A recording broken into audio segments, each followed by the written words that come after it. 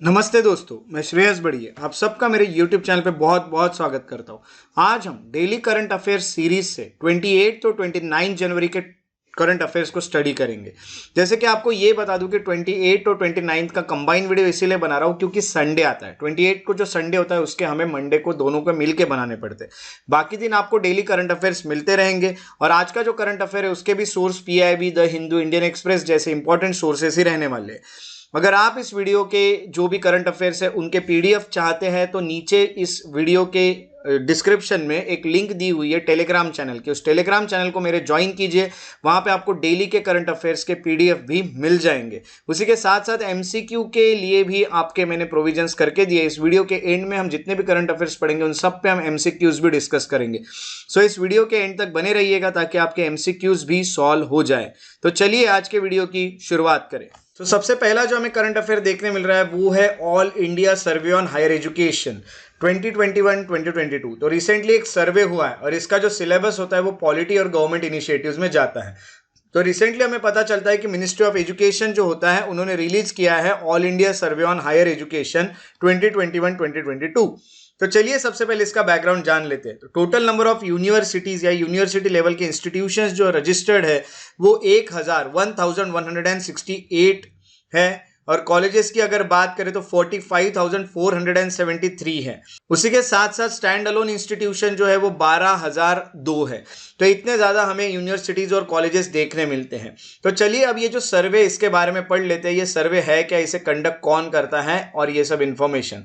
तो सबसे पहले ये जो आपको सर्वे देखने मिलता है दैट इज 2021-2022 का हायर एजुकेशन का सर्वे से कंडक्ट करता है ministry of education.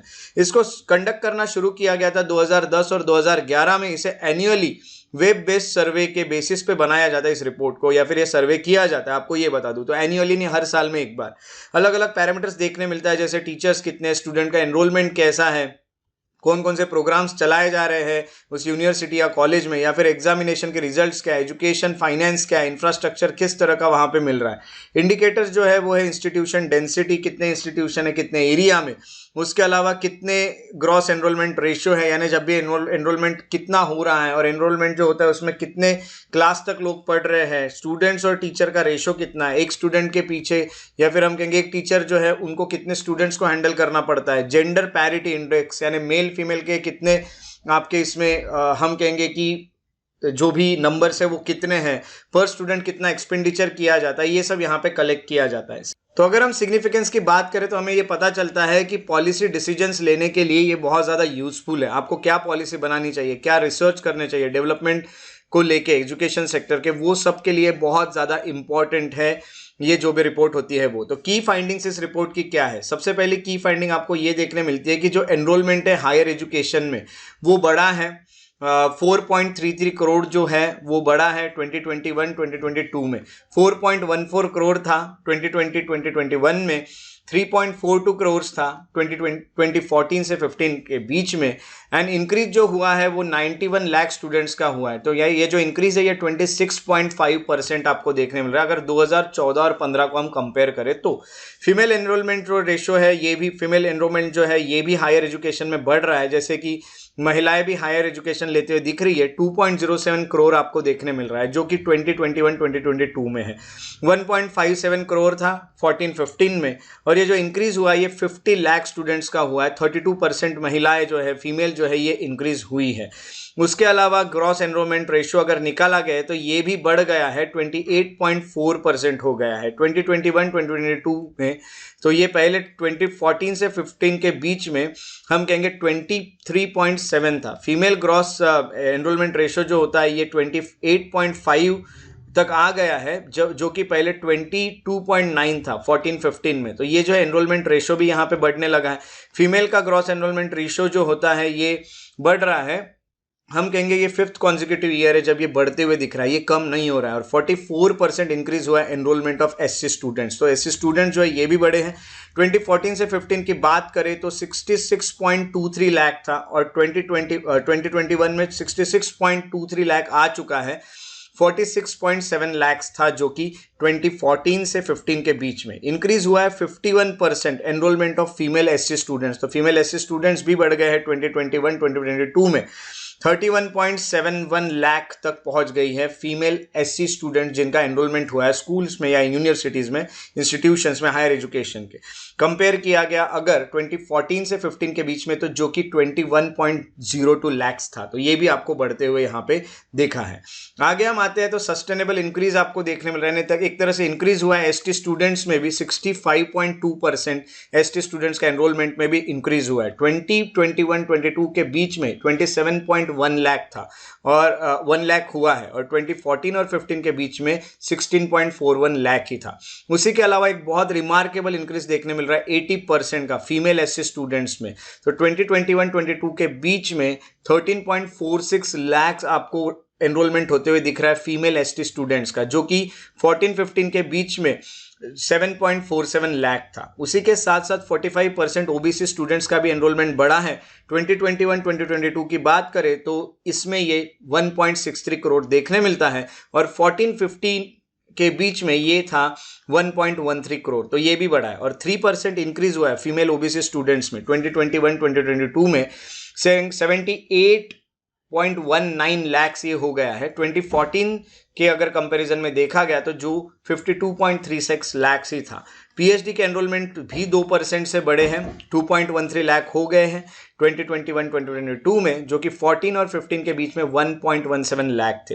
Female PhD enrolment जो होता है वो भी डबल हो गया है। 2021 में ये 0.99 लाख तक पहुंच गया है, जो कि हम कहेंगे पहले 0.48 लाख ही था। तो 3% फीमेल माइनॉरिटी स्टूडेंट्स का भी एनरोलमेंट हुआ है, जो माइनॉरिटी के स्टूडेंट्स है। माइनॉरिटीज आपको पता है देश में कौन कौन सी है। तो 15.2 लाख जो हो गया है 2021-22 में, जो कि 2014 और 15 के बीच में 10.7 लाख था। 341 यूनिवर्सिटीज़ या यूनिवर्सिटी लेवल इंस्टीट्यूशन जो होते हैं ये भी बनाए गए हैं 2014 और 15 के बाद से। फीमेल फैकल्टी टीचर जो है ये भी बढ़ गए, फीमेल फैकल्टी या टीचर्स 6.94 लाख हो गए हैं 2021 में और 22 के बीच में। पहले ये 15.69 लाख हुआ करते थे 2014 और 15 के बीच में। तो ये इंक्रीज देखने मिल रहा है 1.25 लाख का, ये 22% है। 2015 तक की बात करें तो, उसके बाद की बात करें तो 22% इंक्रीज देखने मिला है। तो इस तरह से ये एक रिपोर्ट आई है जो कि हम कहेंगे all India survey on higher education जो किया गया उसकी रिपोर्ट है। और अगर देखा गया तो ये जो करंट अफेयर था इसका सोर्स हमें देखने मिलता है press information bureau, that is PIB। अब दूसरे करंट अफेयर की ओर बढ़ते हैं तो PM young achiever scholarship award scheme लाई गई है वाइब्रेंट इंडिया के लिए। तो इसको PM यशस्वी कहा जाता है। ये गवर्नमेंट स्कीम्स के सिलेबस में आपको यहाँ से क्वेश्चन आ सकता है। रिसेंटली हम कहेंगे 32.44 करोड़ रुपीज जो होते हैं ये रिलीज किए हैं प्री मैट्रिक स्कॉलरशिप करके, यानी मैट्रिक के पहले की स्कॉलरशिप करके और 10वीं के पहले की, और 387.27 करोड़ रुपीज जो होता है ये मैट्रिक के बाद के स्कॉलरशिप दिए जा रहे हैं स्टेट और यूनियन टेरिटरीज को अंडर PM यशस्वी स्कीम। तो स्टेट्स और यूनियन टेरिटरीज को ये सब स्कॉलरशिप मिलेंगी जो कि बच्चों के बहुत काम आएंगी। अब बैकग्राउंड में अगर हम जाते हैं तो ये जो स्कॉलरशिप होती है इससे स्टूडेंट्स को असिस्टेंस मिलता है कहीं ना कहीं कि वो अपने स्टडीज़ को परफॉर्म कर सके, मैट्रिक के पहले से लेके तो पोस्ट सेकेंडरी स्टेजेस तक वो अपनी पढ़ाई कर सके। PM यशस्वी की अगर बात करें तो इसको कौन सी मिनिस्ट्री आती है ये भी देख लेते हैं। इसके लिए मिनिस्ट्री जो काम करती है ये है ministry of social justice and empowerment. Objective यही है कि OBC, EBC या DNT जो स्टूडेंट्स है जो स्टडी कर रहे हैं पोस्ट मैट्रिकुलेशन या पोस्ट सेकेंडरी स्टेज में, उनको उनके एजुकेशन को कंप्लीट करने में कहीं ना कहीं हेल्प मिले। तो ये जो OBC तो आपको पता ही, अदर बैकवर्ड क्लासेस, EBC भी पता है, इकोनॉमिकली बैकवर्ड क्लासेस। अब ये DNT क्या होता है? DNT यानी D notified nomadic and semi nomadic tribes होती है, ये DNT ने कहा जाता है। तो ये भी यहाँ पे कहीं ना कहीं इनको असिस्टेंस मिल जाता है। टेस्टिंग एजेंसी जो होती है जो टेस्ट लेती है स्कॉलरशिप की, नेशनल टेस्टिंग एजेंसी होती है, इसको रिस्पॉन्सिबिलिटी दी है कि यशस्वी की एंट्रेंस टेस्ट कंडक्ट करे। हिस्टोरिकल बैकग्राउंड की अगर बात करें तो ministry of social justice and empowerment जो होता है ये नेशनल टेस्टिंग एजेंसी है जिसको बनाया गया है गवर्नमेंट ऑफ इंडिया द्वारा। ये एक ऑटोनॉमस है, self sufficient premier testing organisation है। हम कहेंगे कि ये ऑटोनॉमसली काम करती है, किसी के अंडर काम नहीं करती है, खुद की टेस्टिंग ऑर्गेनाइजेशंस खुद बनाती है, वो ट्रांसपेरेंट टेस्ट भी लेती है और स्टैंडर्डाइज टेस्ट भी कंडक्ट की जाती है, और जो भी एप्लीकेंट्स है उनको यहाँ कहीं ना कहीं एग्जाम देने का मौका मिलता है और स्कॉलरशिप का फ़ायदा उठाने का मौका मिल सकता है अपने पढ़ाई के लिए। तो बहुत अच्छी बात है कि पढ़ाई होगी देश में।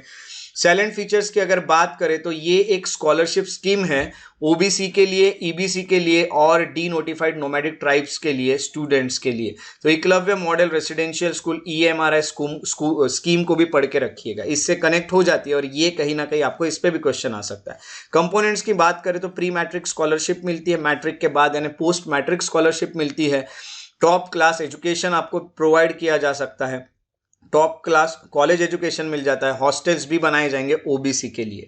तो ये भी एक बहुत अच्छी बात होगी। आगे अगर हम एलिजिबिलिटी की बात करें तो कौन इसके लिए एलिजिबल है, तो एप्लीकेंट जो स्टूडेंट होते हैं वो परमानेंट रेसिडेंट होने चाहिए इंडिया के। पहली बात तो स्टूडेंट जो होता है वो OBC, EBC, DNT, NT, SNT जितनी भी कम्युनिटीज है उससे कहीं ना कहीं बिलोंग करने चाहिए। सिर्फ हम कहेंगे कि स्टूडेंट जो स्टडी कर रहे हैं 9th क्लास में या 11th क्लास में, इनको एलिजिबल कहा बताया जाएगा स्कॉलरशिप के लिए, यानी प्री मैट्रिक के लिए 9th क्लास और पोस्ट मैट्रिक के लिए 11th क्लास। फैमिली की एनुअल इनकम जो होती है वो मैक्सिमम 2.5 लाख होनी चाहिए, 2.5 लाख के ऊपर नहीं होनी चाहिए साल की। स्टूडेंट हर जेंडर के इसके लिए एलिजिबल होंगे, ये भी यहाँ कहा गया है। सिलेक्शन के लिए यहाँ पे एक कंप्यूटर बेस्ड एंट्रेंस टेस्ट होगी, ये आपको पास करना होगा।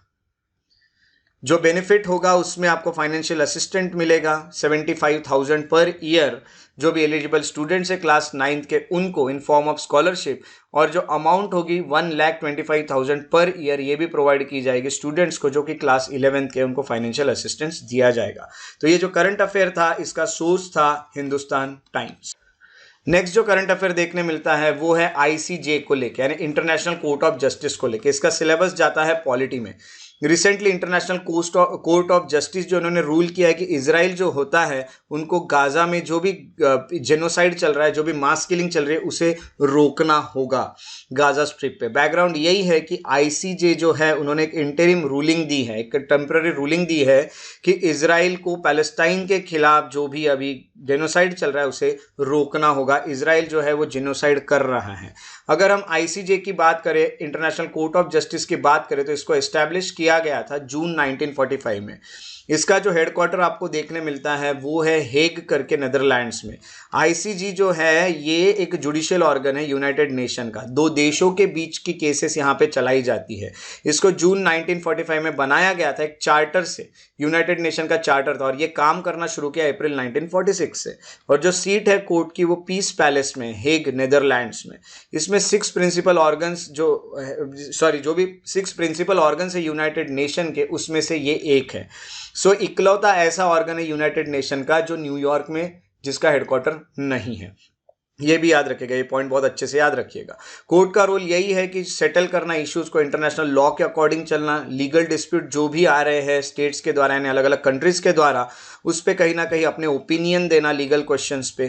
तो ये सब यहाँ पे काम किए जाते हैं। कोर्ट में टोटल 15 जजेस होते हैं, और आपको ये बता दूं कि इनका जो टर्म होता है ये 9 ईयर्स का होता है। यूनाइटेड नेशन जनरल असेंबली और सिक्योरिटी काउंसिल जो होता है ये इन लोगों को इलेक्ट करता है, जजेस को इलेक्ट करता है अलग अलग कंट्रीज से। इसको असिस्ट करने के लिए एक रजिस्ट्री है, इसका एडमिनिस्ट्रेटिव ऑर्गन है जो रजिस्ट्री है वो, इसकी ऑफिशियल लैंग्वेज इंग्लिश और फ्रेंच है। तो इस तरह से इजराइल के इशू के कारण इंटरनेशनल कोर्ट ऑफ जस्टिस जो है ये करंट अफेयर में आया है, और इसका जो सोर्स था वो था द न्यूयॉर्क टाइम्स। अब अगला जो करंट अफेयर देखने मिल रहा है वो है ब्रह्मोस को लेके। ब्रह्मोस की बात करें तो एक सुपरसोनिक मिसाइल है, और इसका जो सिलेबस जाता है वो इंटरनेशनल रिलेशंस और इकोनॉमी में जाता है। वैसे तो ये अगर हम ब्रह्मोस की टेक्निकली बात करें तो साइंस एंड टेक्नोलॉजी में भी जाता है। इंडिया जो है is to export BrahMos supersonic missile systems to Philippines next 10 days के लिए, या फिर नेक्स्ट 10 डेज में जो ब्रह्मोस है उसको इंडिया एक्सपोर्ट करने वाला है, फिलीपींस को देने वाला है। इंडिया अपने एक्सपोर्ट ग्राउंड सिस्टम को की शुरुआत कर रहा है। इंडिया भी अब मिसाइल जो होगी वो एक्सपोर्ट करेगा। अब हम फिलीपींस को करेंगे मार्च तक इस साल में। ब्रह्मोस की बात करें तो ब्रह्मोस है क्या? ब्रह्मोस जो है ये एक जॉइंट वेंचर है डीआरडीओ का और रशिया का जो एनपीओ है, दैट इज मशीनोस्ट्रोएनिया। माफ कीजिएगा, मुझे बहुत अच्छे से रशियन बोलते नहीं आती है। सुपरसोनिक क्रूज मिसाइल है ये जो ब्रह्मोस है, ये जो मिसाइल है इसको नाम दिया है ब्रह्मपुत्रा और मोस्कवा रिवर से, जो कि आपको इंडिया और रशिया की पता चलती है। जून 12, 2001 में ब्रह्मोस सुपरसोनिक क्रूज मिसाइल जो होते हैं इसके सबसे पहले टेस्ट किया गया था। ब्रह्मोस जो होता है ये लैंड, एयर, सी हर प्लेटफॉर्म से चलाई जा सकती है, हर जगह से इसको टेस्ट किया गया था। 2 स्टेज मिसाइल है। इसमें सॉलिड प्रोपेलेंट एक इंजन है इन द फर्स्ट स्टेज और एक लिक्विड रैमजेट है सेकेंड में। ब्रह्मोस जो होता है इसको एक जो टेक्नोलॉजी दी है वो टेक्नोलॉजी ऐसी डिज़ाइन की है जिससे ये ज़्यादा विजिबल नहीं हो पाती है रडार में, उसके अलावा इसको डिटेक्ट इजीली नहीं किया जा सकता है। इनर्शियल नेविगेशन सिस्टम INS जो होता है ये इसमें लगा हुआ है जो कि शिप को भी टारगेट, शिप के जो टारगेट्स है, शिप से जो टारगेट होगा उसके भी खिलाफ ये बचाया जा सकता है, खुद का बचाव कर सकता है। INS ग्लोबल पोजिशनिंग सिस्टम जो होता है जो यूज किए जाएंगे अगेंस्ट लैंड टारगेट्स, तो शिप से ये यूज किए जाएंगे, तो इससे इसमें ये भी लगा हुआ inertial navigation system for use against ship targets, तो शिप टारगेट से भी ये खुद को बचा सकता है। उसी के अलावा आपको ये बता दूं कि एयर टू सरफेस मिसाइल है, एयर से ये चलाई जाती है और सरफेस पे मारी जाती है, तो फ्लाइट की रेंज जो होती है 300 किलोमीटर तक से आप मार सकते हैं, यानी हवा से इसको जमीन पे मारा जाएगा। इंडिया की जो entry missile technology control regime MTCR, इसमें इंडिया भी आ चुका है और ब्रह्मोस मिसाइल जो होती है ये 450 किलोमीटर से 600 किलोमीटर तक जा सकती है, ये भी कहा जाता है। तो इस तरह से ब्रह्मोस मिसाइल फिलीपींस को हम एक्सपोर्ट करने वाले, इसलिए ये भी न्यूज में आ गया। इसका जो सोर्स था ये था द इकोनॉमिक टाइम्स। उसके बाद जो अगला करंट अफेयर है वो है central board of indirect taxes and customs को लेकर, CBIC को लेकर। इसका सिलेबस जाता है इकोनॉमी में। Recently central board of indirect taxes और कस्टम्स जो होते हैं उन्होंने इंटरनेशनल कस्टम्स डे सेलिब्रेट किया है 2024 का। इस साल वर्ल्ड कस्टम्स ऑर्गेनाइजेशन WCACO जो है इन्होंने इंटरनेशनल कस्टम्स डे की जो थीम रखी थी वो customs engaging traditional and new partners with purpose, ये रखी थी। थीम्स को अच्छे से याद रखते हुए चलिएगा, इस पे क्वेश्चन आते रहते हैं। अब हम थोड़ा सा CBIC के बारे में जान लेते हैं। तो CBIC है क्या? ये central board of indirect taxes and custom जो है CBIC, ये एक पार्ट है डिपार्टमेंट ऑफ रेवेन्यू का और ये अंडर मिनिस्ट्री ऑफ फाइनेंस काम करता है। एक स्टैट्यूटरी बॉडी है। स्टैट्यूटरी बॉडी का मीनिंग होता है एक्ट पास करके इसे बनाया गया है। जो जिस बॉडी को एक्ट पास करके बनाया जाता है उसे स्टैट्यूटरी बॉडी कहते हैं। और इसका जो एक्ट है वो central boards of revenue act 1963 की, 1963 में एक्ट पास किया गया, 1964 में इसे बनाया गया। जब सेंट्रल बोर्ड ऑफ रेवेन्यू जो होता है इसको स्प्लिट कर देते हैं, एक CBDT बनता है और दूसरा board of excise and customs भी बनता है। तो यहाँ पे हम कहेंगे ये दो में स्प्लिट हुआ था और इसी के चलते 2018 में हम कहेंगे इसको रीनेम किया गया central board of indirect taxes and customs, जिसका नाम पहले सेंट्रल बोर्ड ऑफ एक्साइज था। तो पहले तो सिर्फ CBR था, फिर ये दो इसमें टूट गया, CBDT और CBEC।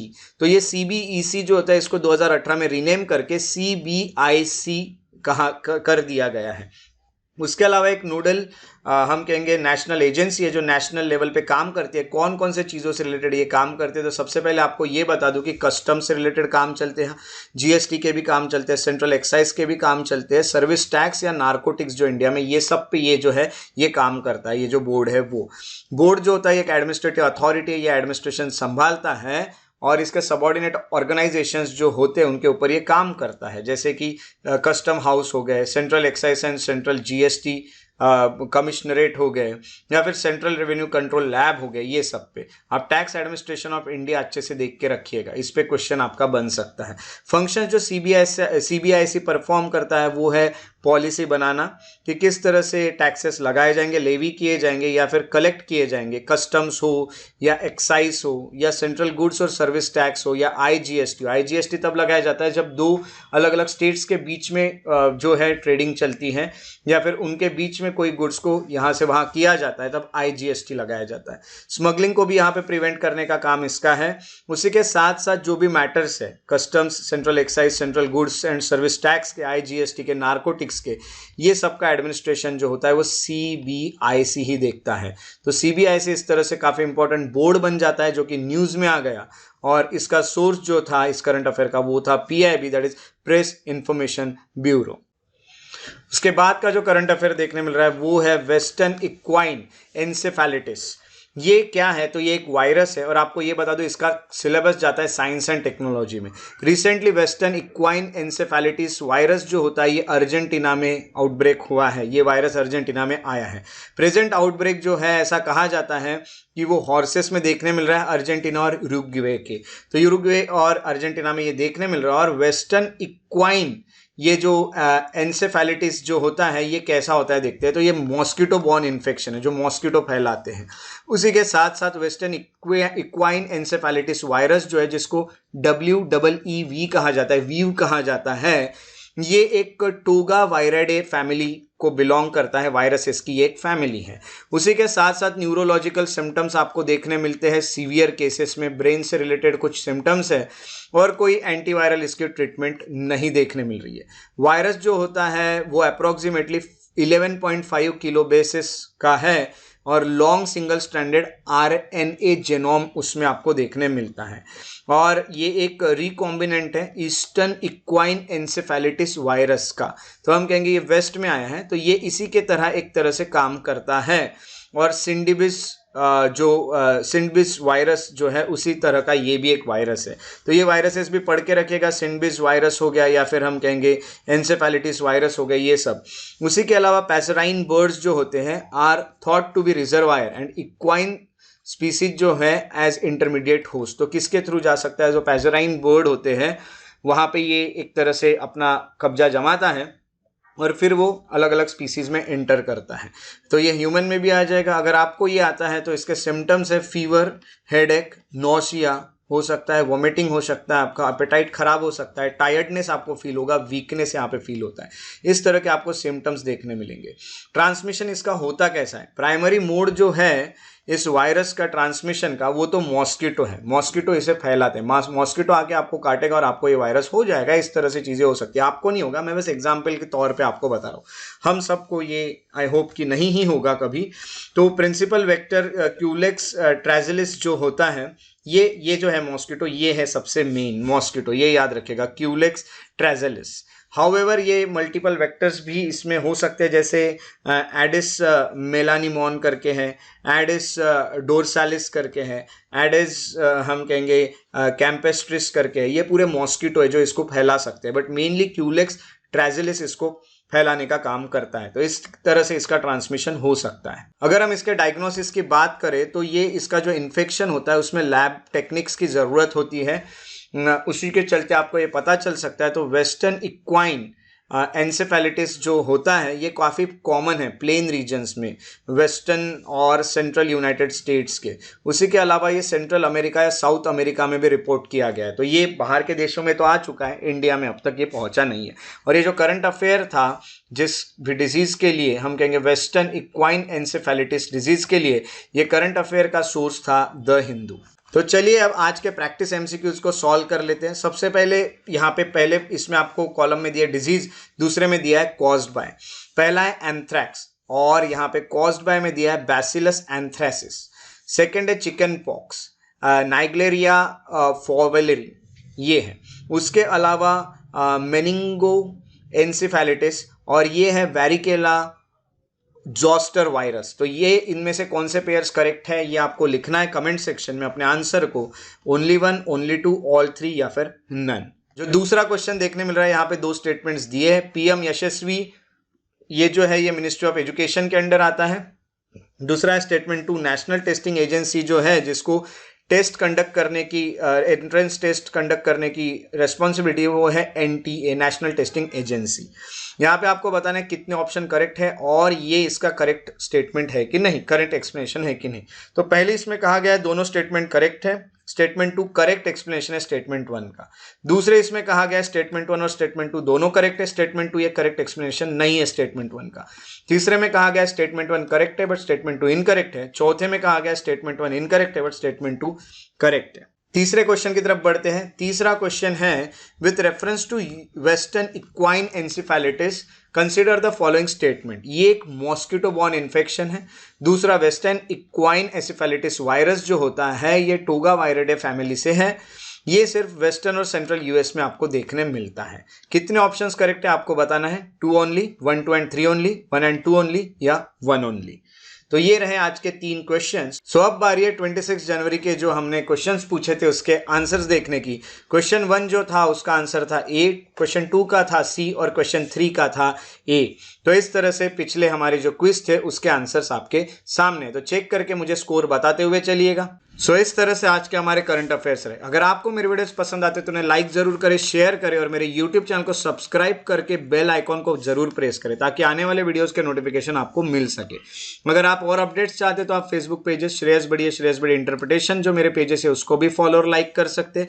अगर आप मुझे कोई क्वेश्चन पूछना चाहते हैं, अपने कोई डाउट क्लियर करना चाहते हैं या कोई भी मुझसे बात करना चाहते हैं तो आप इंस्टाग्राम पे मुझे फॉलो कर सकते हैं। श्रेयस बड़ी द पीस लवर मेरा इंस्टाग्राम आईडी है और वहां पे आप मुझे डायरेक्ट मैसेज के थ्रू कोई भी सवाल पूछ सकते हैं। अगर आप मुझे मेल करना चाहते तो shreyasbadi@gmail.com पे आप मुझे मेल भी कर सकते हैं। आप मेरे एकेडमी को सपोर्ट कर सकते हैं इंस्टाग्राम और फेसबुक पे जो मेरे एकेडमी के पेज है उन्हें फॉलो करके, आपको वहां भी काफी इंफॉर्मेटिव वीडियोस मिल जाएंगे। मेरे साथ इस वीडियो में बने रहने के लिए बहुत बहुत शुक्रिया। अपना ख्याल रखिए, take care and have a very good day.